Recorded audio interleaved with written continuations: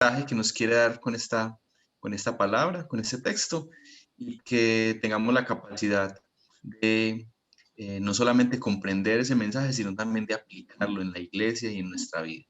Lo pedimos, Señor, en el nombre de Jesús. Amén.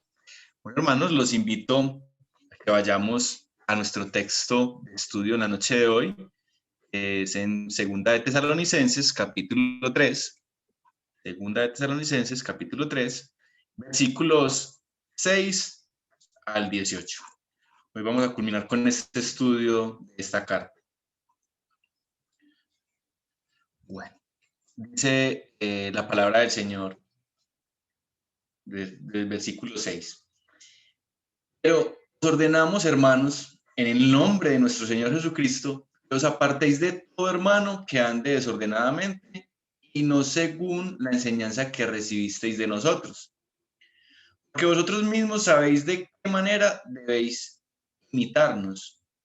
Nosotros no anduvimos desordenadamente entre vosotros, ni comimos de balde el pan de nadie, sino que trabajamos con afán y fatiga día y noche, para no ser gravosos a ninguno de vosotros. No porque no tuviésemos derecho, sino por daros nosotros mismos un ejemplo para que nos imitaseis. Porque también cuando estábamos con vosotros os ordenábamos esto: si alguno no quiere trabajar, tampoco coma. Porque oímos que algunos de entre vosotros andan desordenadamente, no trabajando en nada, sino entremetiéndose en lo ajeno. A los tales mandamos y exhortamos a nuestro Señor Jesucristo, que trabajando sosegadamente coman su propio pan. Y vosotros, hermanos, no os canséis de hacer bien. Si alguno no obedece lo que decimos por medio de esta carta, a este señaladlo. No os juntéis con él, a que se avergüence. No lo tengáis por enemigo, sino amonestadle como hermano. Y el mismo Señor de paz os dé siempre paz en toda manera. El Señor sea con todos vosotros. La salutación es de mi propia mano, de Pablo, que es el signo en toda carta mía. Así escribo. La gracia de nuestro Señor Jesucristo sea con todos vosotros. Amén. Bueno, recordemos pues, hermanos, que venimos estudiando esta carta.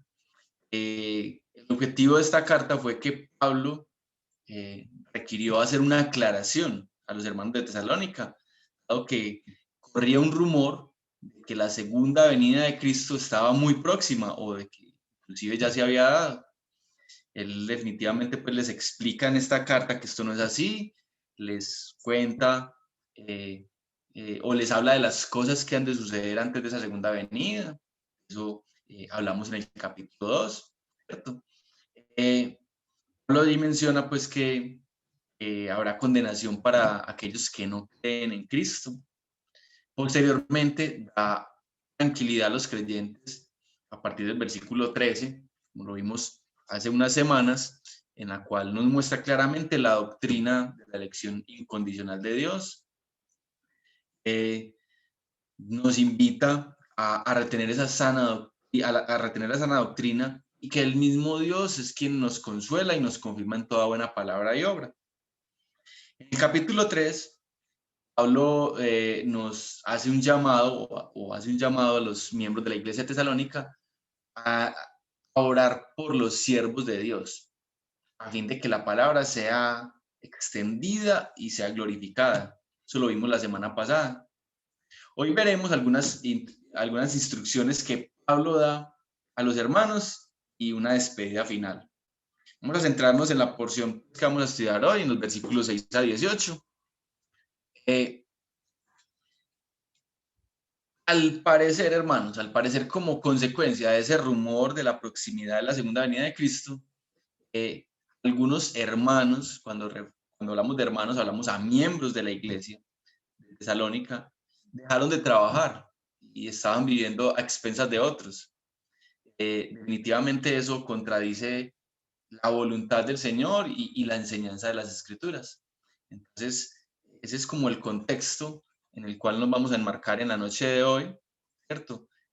Se extendía o se había extendido un rumor, y basados en ese rumor, muchos tomaron la decisión de dejar de trabajar y estaban era viviendo a expensas de otros.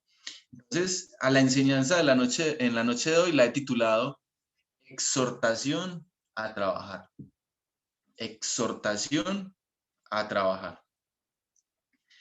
Y en esta enseñanza, en estos versículos, he visto unos aspectos, o he resaltado unos aspectos que quiero que miremos. Esos aspectos son una orden que nos da Pablo, que da Pablo para apartarnos de los hermanos que no quieren trabajar.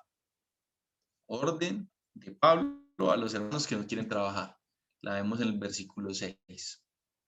Otro aspecto es la importancia de dar testimonio. Importancia de dar testimonio. Versículos 7 al 10. Otro aspecto, la corrección al hermano que viva desordenadamente. La corrección que debemos dar al hermano que viva desordenadamente. Eso lo vemos versículos 11, 12, 14 y 15. Ahí entre medio de esos versículos vemos un aspecto y es el aliento a hacer las cosas bien. Lo alienta a los hermanos que hacen las cosas bien a que las continúen haciendo o a que deban hacer las cosas bien. Versículo 13. Y un último aspecto, la bendición y el saludo final. Lo vemos en los últimos 3 versículos de la carta, versículos 16 al 18. Entonces, rápidamente, para hablar del primer aspecto, orden de apartarnos de los hermanos que no quieren trabajar. Versículo 6. Entonces dice el versículo 6. Pero os ordenamos, hermanos, en el nombre de nuestro Señor Jesucristo, que os apartéis de todo hermano que ande desordenadamente y no según la enseñanza que recibisteis de nosotros. Noten, hermanos, la autoridad con la que Pablo habla, ¿cierto? Él dice ordenamos.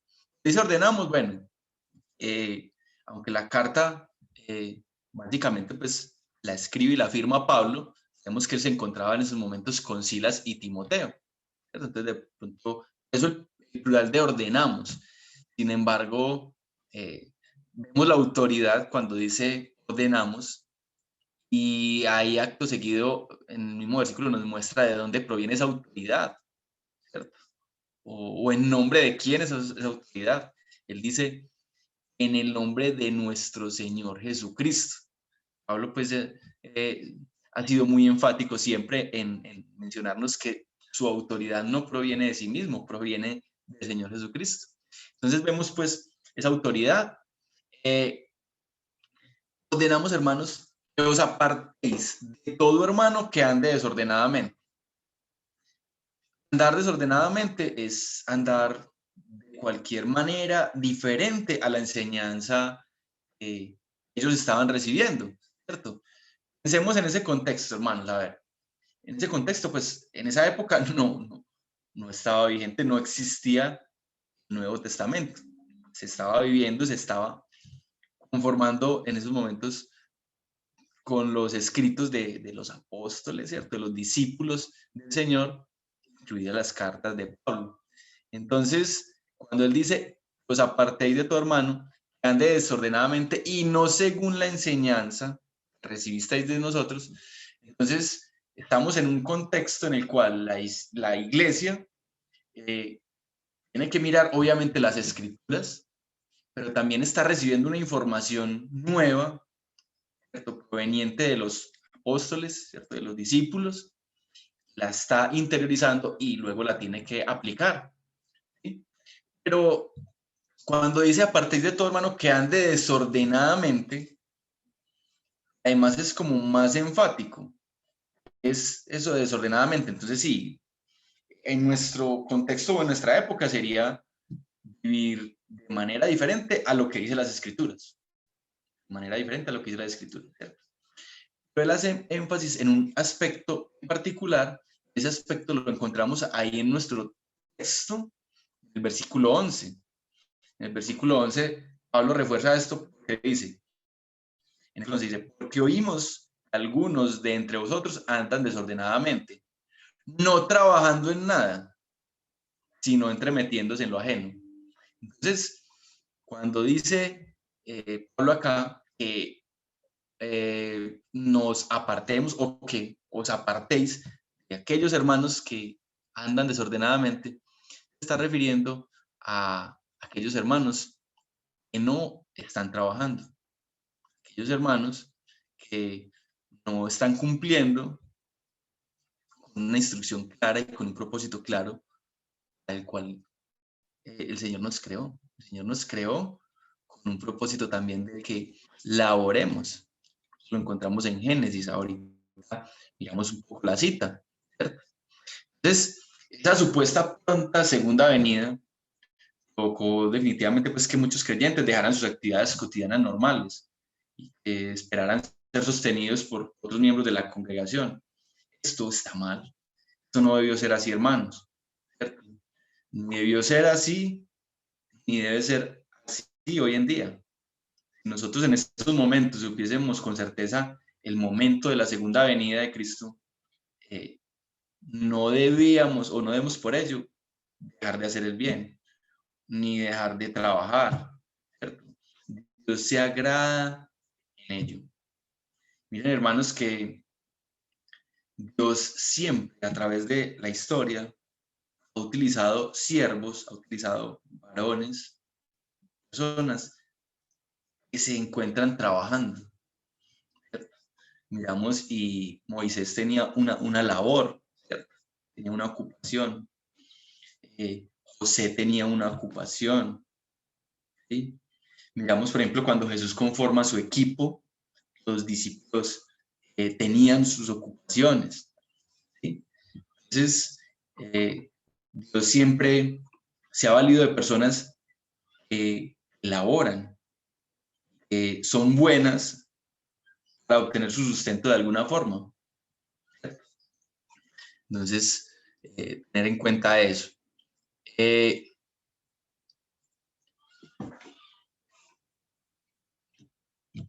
Más adelante vamos a profundizar un poquitico. Les digo que por ahí hay una citica en Génesis que nos confirma esto. En una próxima edición lo miramos. Entonces, de manera general, el Señor, a través de su palabra y por medio del apóstol Pablo, nos invita a que nos apartemos de aquellos que no quieren trabajar. Oh, pero nos apartemos en la iglesia de aquellos hermanos que no quieren trabajar. Es más, que los exhortemos a que trabajen, ¿sí? Es su deber. Así de esta manera debe ser. Miren que mirando el segundo aspecto, dice, segundo aspecto es importancia de dar testimonio. Importancia de dar testimonio. Miramos los versículos 7 al 10. Dice, porque vosotros sabéis de qué manera debéis imitarnos. Nosotros no anduvimos desordenadamente entre vosotros, ni comimos de balde el pan de nadie, sino que trabajamos con afán y fatiga día y noche, para no ser gravosos a ninguno de vosotros. No porque no tuviésemos derecho, sino por daros nosotros mismos un ejemplo para que nos imitaseis. ¿Sí? Que también cuando estábamos con vosotros os ordenábamos esto. Si alguno no quiere trabajar, tampoco coma. Pablo se pone como ejemplo a los otros discípulos al haber trabajado para poder obtener su sustento. ¿Sí? En otras ocasiones de su vida, en otros momentos, Pablo fue acusado de predicar solo por dinero, cosa que no fue cierta. Él fue muy reacio a recibir en varios casos y de varias iglesias ayuda. Él, a pesar de que estaba 100% enfocado en la obra, en la tarea de enseñar y de predicar, buscó también cómo sostenerse, cómo generar su propio sustento. ¿Sí? Miren que las tareas y las labores que desempeñó Pablo eran labores que muchas veces los griegos las veían como labores para esclavos, porque eran tareas manuales. Como les decía hace un momentico, la Biblia afirma que el trabajo es un don divino. ¿cierto? Dios siempre utilizó varones que trabajaban. La cita que les quería compartir, ¿sí? Está en Génesis 2:15. Génesis 2:15. ¿Sí? Dice, como pues, Jehová Dios al hombre lo puso en el huerto del Edén para que lo labrara y lo guardase.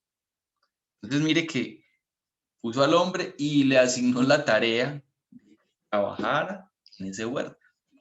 Entonces el trabajo también viene de Dios, la voluntad de Dios en nosotros. ¿Sí? Importante pues en esta parte cómo se exalta eso de el versículo 9, de ponerse como ejemplo, ¿cierto? De ponerse como ejemplo. Ahí en el versículo 9 dice el apóstol, no porque no tuviéramos, no porque no tuviésemos derecho. Hermanos, sabemos en la misma palabra, ¿cierto? Que quien enseña, quien predica, es digno de salario. Lo encontramos en Primera de Timoteo 5, 17, 18. Primera de Timoteo 5, 17, 18. Dice allí la palabra, los ancianos que gobiernan bien sean tenidos por dignos de doble honor, mayormente los que trabajan en predicar y enseñar. La escritura dice, no pondrás bozal al buey que trilla, y digno es el obrero de su salario. Gálatas 6:6 también dice, el que es enseñado en la palabra, haga partícipe de toda cosa buena al que lo instruye. Entonces, a pesar de que Pablo y los demás discípulos tienen ese derecho, o deberían tener ese beneficio de acceder a un salario o unos ingresos, la tarea realizada en enseñar y en predicar, pero muchas veces renunció a ella. Y dice aquí, ¿por qué lo hice? Para ponerme o para que nos pusiésemos como ejemplo, que ustedes nos imitasen, ¿cierto? Que ustedes nos imitasen, ¿sí?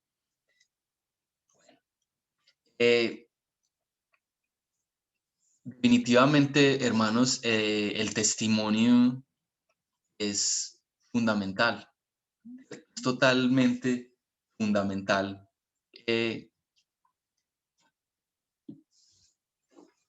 Para nosotros en nuestra vida cristiana.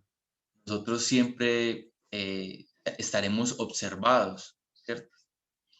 Siempre seremos tomados como ejemplo si hacemos bien las cosas, pero si no las hacemos bien, también seremos tomados como ejemplo por los de afuera, ¿cierto? Inclusive por algunos miembros de la iglesia. Ah, vea, pero definitivamente nosotros podemos decir muchas cosas en la palabra, ¿cierto? Podemos estudiarla y podemos tratar de enseñarla. Entonces, si eso que enseñamos, si eso que estudiamos, no lo hacemos vida en nuestras vidas, eso será vacío para los demás. Los de afuera inclusive eh, nos señalarán y justificarán el no acercarse a Dios por nuestra conducta. Nuestro testimonio, hermanos, es fundamental. Muchas veces un hecho vale más que 1000 palabras. ¿Sí? Entonces, no solamente en este aspecto, en el de trabajar, sino en todos los aspectos. Nosotros los cristianos, y en particular o primordialmente los líderes, los predicadores, los pastores, debemos cuidar mucho el testimonio. Debemos cuidar mucho el testimonio. Y miren que si estamos hablando de exhortar a trabajar, nosotros debemos dar cuenta y debemos dar ejemplo de trabajar, ¿cierto? Los pastores, si están dedicados 100% a la obra, en ello, en el trabajo, en la obra. Y si no, eh, tenemos de igual forma que dar testimonio de que obtenemos nuestro sustento no de balde ni de manera deshonesta, sino trabajando, laborando, ¿sí? Entonces, importante ese versículo 9, ¿cierto? Entonces, ellos tenían derecho, pero de alguna forma renunciaron a ese derecho para ponerse como ejemplo, ¿sí? Cuando dice por ahí en el versículo 8 que trabajamos con afán y fatiga día y noche, ese término es empleado, una expresión es empleada en la época para decir, sobre todo, que se trabajaba a jornada completa, que las jornadas de trabajo eran largas a fin de conseguir también su sustento, para no generar incomodidad, para no generar peso en los demás, ¿sí? Seamos cuidadosos ahí en el versículo 10 con lo siguiente, dice, que también cuando estábamos con vosotros, os ordenábamos esto, si alguno no quiere trabajar, tampoco coma. Entonces, ojo con lo que dice ahí, dice, si alguno no quiere trabajar, ¿cierto? Esto es diferente a si alguno no puede trabajar. Son cosas totalmente distintas. O sea, no podemos negar nuestra ayuda, justificándonos en la palabra, ante alguien que está incapacitado para trabajar, por su condición física, por su edad, por diversas situaciones, está incapacitado. Entonces ahí tenemos que ser cuidadosos. También tenemos que ser cuidadosos bueno, a ver, sabemos que la iglesia tiene algún deber con las obras de caridad. En primera de Timoteo 5 vemos, por ejemplo, cómo debe ser la atención a las viudas. Pero vemos la cantidad o las condiciones o los parámetros que se establecen allí. ¿Sí o no? No menor de tantos años, además, si tiene familiares, los familiares tienen la obligación de ver por ellas, ¿cierto? Si no, entonces de pronto ahí sí la iglesia entra a apoyar. Entonces, nosotros tenemos que ser muy claros y yo creo que el Señor nos ha ido enseñando que como iglesia uno tiene que cuidarse del objetivo o el propósito que se tiene como iglesia. La caridad hay que practicarla, sí. Es el objetivo principal de la iglesia. Nosotros como iglesia tenemos como objetivo primero que todo buscar alimentos para proveer a los pobres, o tenemos como misión asistir a las personas o ayudarle a los niños para que puedan acceder al estudio. Muy bueno si lo podemos hacer, pero nuestro objetivo principal como iglesia es llevar la palabra del Señor, es llevar la palabra de Dios, predicar el evangelio, ¿cierto? Dice la palabra de Dios que los creyentes debemos buscar el reino de amor y de justicia, y lo demás vendrá por añadidura. Si nosotros buscamos a Dios, lo demás nos vendrá por añadidura.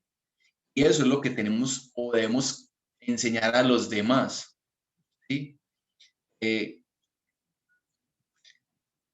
Si la palabra es enseñada y es recibida por otros, los otros también aprenderán a honrar a Dios, ¿cierto? A glorificar a Dios, a ofrendar y a hacer también buenas obras como parte de ese agradecimiento, esa gratitud al Señor, ¿cierto? Y de una convicción de hacer el bien. Las obras de misericordia las debemos practicar, sí, cada creyente, cada persona. Hay textos que nos indican, nos señalan que si nosotros descuidamos a nuestros familiares, descuidamos a las personas que dependen de nosotros, la ofrenda, por ejemplo, no sería agradable a Dios. Nosotros debemos velar por nuestros familiares, por las personas que dependen de nosotros. Entonces, esa tarea de obras de caridad y de misericordia, pienso que las debemos practicar cada uno de nosotros los creyentes. ¿La iglesia puede participar de ellas? Sí, pero no es su prioridad.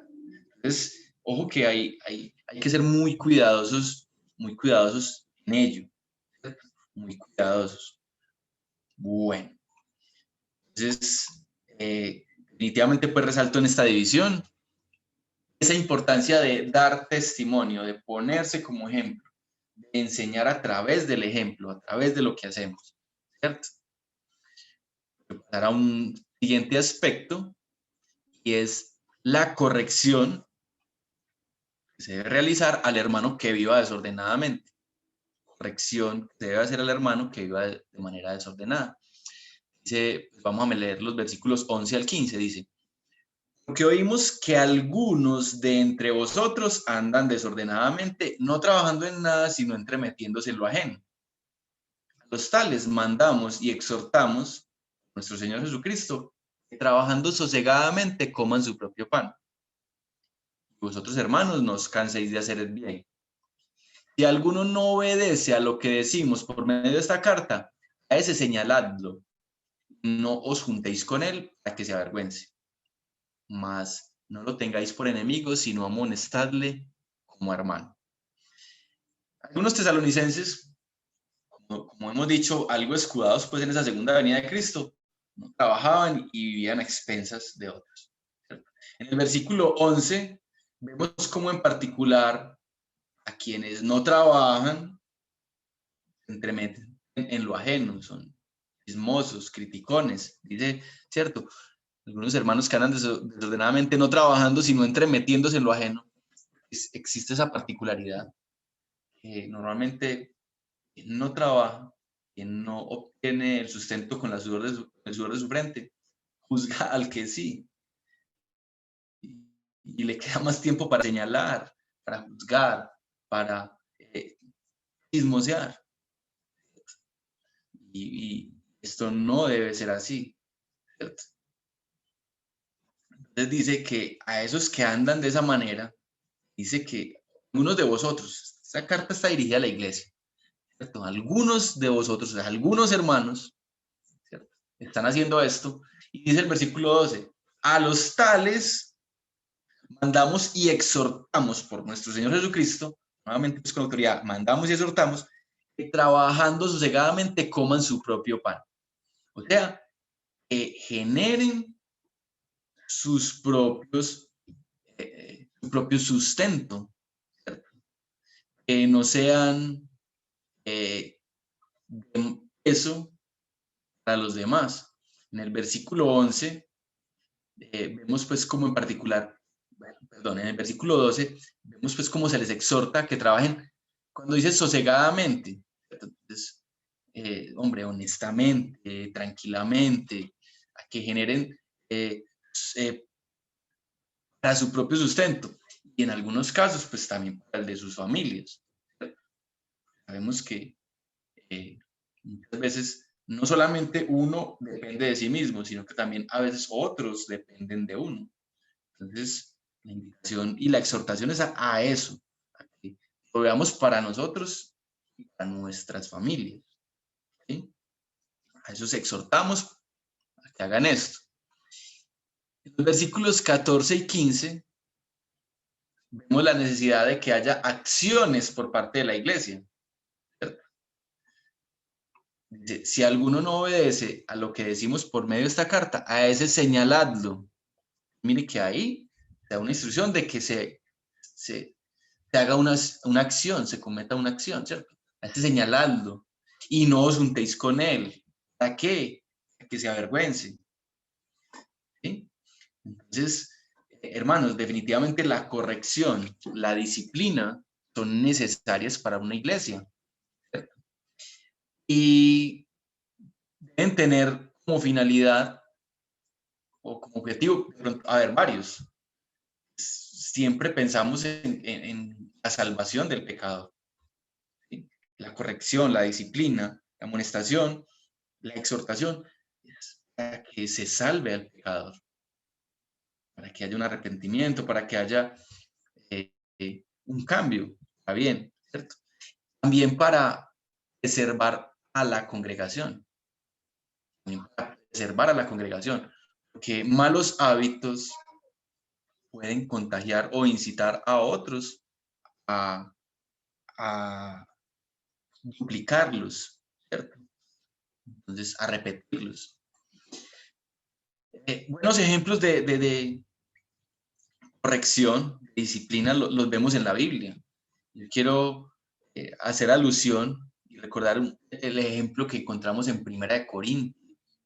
Primera de Corintios, en la cual sucede que un sujeto, que un hombre se acuesta con su madrastra, ¿cierto? Se acuesta con su madrastra. Y dice ahí la palabra, ¿cierto? Está hablando, Pablo dice, el tal se ha entregado a Satanás para destrucción de su carne, a fin de que el espíritu sea salvo en el día del Señor Jesús. Entonces, de ahí es una acción bastante fuerte, ¿cierto? No se puede tolerar estas cosas en la iglesia, en la congregación, a fin de que sea salvo para el día del Señor. Dice ahí la palabra, no es buena vuestra jactancia, no sabéis que un poco de levadura leuda toda la masa, haciendo alusión a que precisamente el pecado de uno puede afectar a la congregación. Entonces hay que separar esto, hay que apartar esto. Dice, limpiaos pues de la vieja levadura, para que seáis nueva masa, sin levadura, como sois, porque nuestra Pascua, que es Cristo, ya fue sacrificada por nosotros. Le pido por favor a los hermanos que apaguen porfa el micrófono. Dice, así que celebremos la fiesta, no con la vieja levadura, ni con la levadura de malicia y de maldad, sino con panes de levadura, de sinceridad y de verdad. Os he escrito por carta que no os juntéis con los fornicarios, no absolutamente con los fornicarios de este mundo, o con los avaros, o con los ladrones, o con los idólatras, pues en este caso sería necesario salir del mundo. Entonces mire cómo el Señor aquí exhorta a que nos separemos no solamente de aquellos vagos, de aquellos que no trabajan, ¿sí o no? Aquellos que llamándose hermanos no trabajan, sino también de aquellos que llamándose hermanos son fornicarios, ¿cierto? Son avaros, son ladrones, no debemos juntar con ellos. Más bien os escribí que no os juntéis con ninguno que llamándose hermano fuere esto, ¿cierto? ¿Qué razón tendría yo para juzgar a los que están afuera? No juzgáis vosotros a los que están dentro. Dice, porque a los que están fuera Dios juzgará. Pues ese perverso de entre vosotros. Entonces, vemos aquí cómo es una situación muy, muy extrema, cómo como iglesia se tienen que tomar decisiones a fin de preservar a este siervo para el día del juicio final, ¿cierto? Pero también, obviamente, para que no se contamine el resto de la iglesia. Bueno, también, hermanos, sabemos que en la Biblia encontramos instrucciones de cómo se debe perdonar a un hermano, ¿cierto? ¿Cómo se debe perdonar a un hermano? En Mateo 18, versículos 15 en adelante dice, por tanto, si tu hermano peca contra ti, ve y repréndele estando tú y él solos. Si te oyere, has ganado a tu hermano. Si no te oyere, toma aún contigo a uno o dos, para que en busca de 2 o 3 testigos conste toda palabra. Si no los oyere a ellos, dilo a la iglesia. Si no oyere a la iglesia, tenle por gentil y publicano. Entonces, hermanos, les pido el favor, porfa, de que apaguen los micrófonos.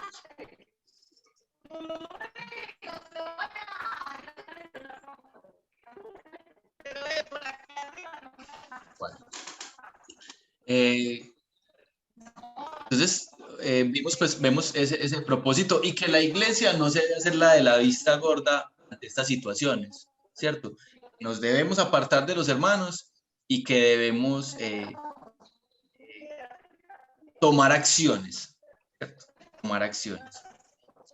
Otro aspecto que quiero que toquemos es el aliento a hacer las cosas bien. Lo encontramos ahí en el versículo 13. Notemos un contraste que hay allí. ¿Cierto? ¿Qué contraste? Dice, está hablando de aquellos que andan desordenadamente. Dice, a los tales mandamos y exhortamos por nuestro Señor Jesucristo, que trabajen sosegadamente, que coman su propio pan. ¿Cierto? A esos que están viviendo desordenadamente. Dice, a vosotros, hermanos, no os canséis de hacer el bien. Esta carta está dirigida a la iglesia. Dentro de la iglesia hay algunos que no están haciendo las cosas adecuadamente, ¿cierto? Que dejaron de trabajar como Dios manda, ¿cierto? Y a esos hay que incitarlos pues a que trabajen. Pero dice, y vosotros no os canséis de hacer bien. Nosotros no os canséis de hacer bien. Listo.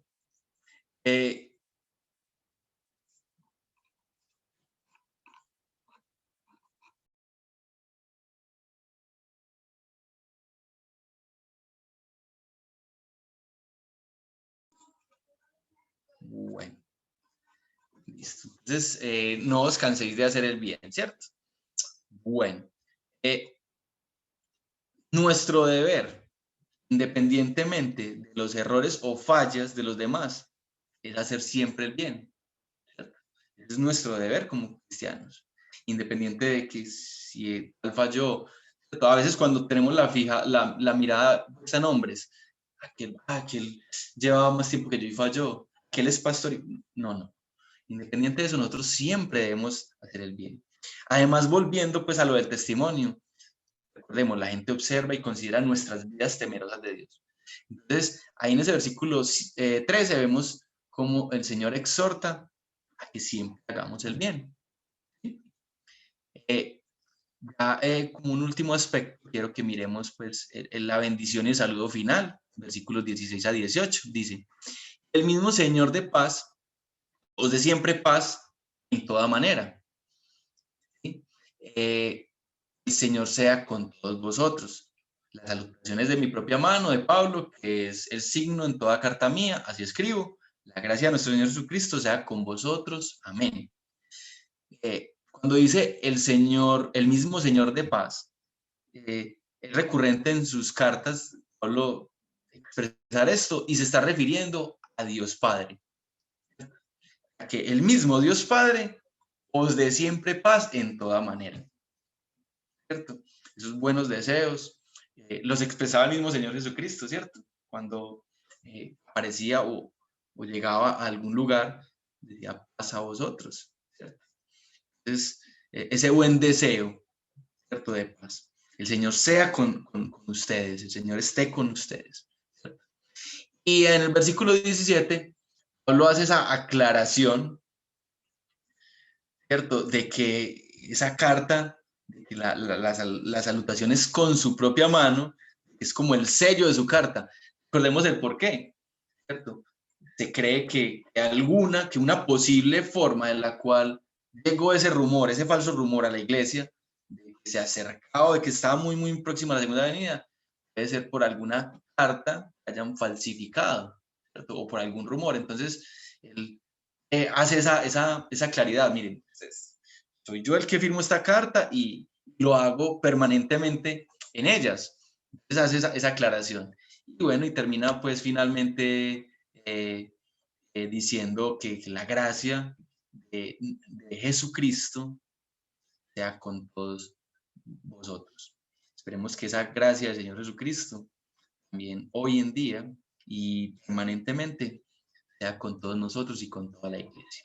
Amén. Quiero, como manera de conclusiones, resaltar lo siguiente. Toda persona debe trabajar para vivir, ¿cierto? Toda persona debe trabajar para vivir. El creyente con mayor razón. El creyente, además, debe rendir cuentas a Dios, todos rendiremos cuentas a Dios. Nosotros esperamos hacerlo a beneficio nuestro. Debemos dar testimonio, nuestro testimonio es fundamental ante los ojos de otros, entonces es fundamental trabajar para obtener el sustento. Otra conclusión es, bueno, definitivamente la provisión viene de Dios. Como dice su palabra, toda buena dádiva proviene de Dios, pero el trabajo es el medio por el cual a Dios le plació darnos esa provisión. Gloria a Dios por ello. y debemos honrarlo. Lo hemos visto en estudios los domingos. Que a Dios lo debemos honrar nuestro trabajo y lo debemos honrar haciendo todo en excelencia para Él. Entonces, gloria a Dios porque nos provee, porque nos da un empleo, porque nos da un trabajo, y la invitación es a que lo hagamos en excelencia. Otra conclusión, pues, es que hay personas que no pueden trabajar, ¿cierto? Y hay otros que no quieren trabajar. Aquellos que no pueden trabajar, debemos ser solidarios, debemos como iglesia actuar, pero en particular o en lo individual como creyentes, debemos abundar en toda buena obra. Pero aquellos que no quieren trabajar, que teniendo las formas de hacerlo, a ellos no los podemos acolitar. Y no podemos entrar en un asistencialismo que a veces genera un mal en, en general en la sociedad, ¿cierto? Entonces, aquellos que no quieren trabajar, debemos exhortarlos, ¿cierto? Debemos reprenderlos y debemos actuar como iglesia también frente a ellos. Hermanos, de todas maneras, debemos pues no cansarnos de orar, de trabajar, de exhortar, de amar, de reflejar a Dios, reflejar a Cristo, ¿cierto? Debemos llevar una vida conforme a las Escrituras, y Dios es quien permite todas las cosas y es quien nos provee. Entonces, cuando estemos en necesidad, debemos orar a Dios por provisión. Cuando estemos sin empleo, debemos orar. Pero también debemos actuar buscando ese empleo, buscando esa provisión. Definitivamente, Dios nos provee de todo, pero Él requiere que nosotros actuemos en favor de ello. Bueno, y ya una última conclusión es que aquella persona, aquel hermano, aquel creyente que esté desordenado, que eh, tiene que hacer como todos nosotros, arrepentirse, arrepentirse de ello, obedecer la palabra de Dios y actuar conforme a ella. ¿Cierto? Hermanos, entonces los invito a que oremos. Amado Dios y Salvador nuestro, te damos infinitas gracias por lo que haces en nuestra vida, te damos infinitas gracias por la enseñanza que nos has dado la noche de hoy, esa exhortación a trabajar. Damos gracias por nuestros empleos, por la fuente de nuestra provisión. Te damos infinitas gracias por ello, que no nos falta, porque tú, Señor, provees todo lo que necesitamos y más. Damos gracias, Señor, también porque la noche de hoy terminamos la enseñanza de esta segunda carta, de la cual hemos aprendido grandes cosas y en la cual, Señor, te honramos y te glorificamos, exaltamos esa enseñanza. Queremos, Señor, que nos ayudes no solamente a haber entendido, a haber comprendido tu palabra, Señor, sino sobre todo a aplicarla en nuestras vidas. Aplicarla en nuestras vidas. Hoy reafirmamos la necesidad de dar un buen testimonio. Pedimos que nos guardes y que nos ayudes a dar ese buen testimonio para gloria tuya y para honra tuya, Señor. Encomendamos el próximo estudio que iniciaremos a partir de dentro de 8 días y que igual seamos, Señor, muy instruidos en él. Damos gracias, Señor, encomendamos esta noche en tu glorioso y santo nombre y hemos orado en el nombre de Jesucristo, nuestro Señor. Amén y amén.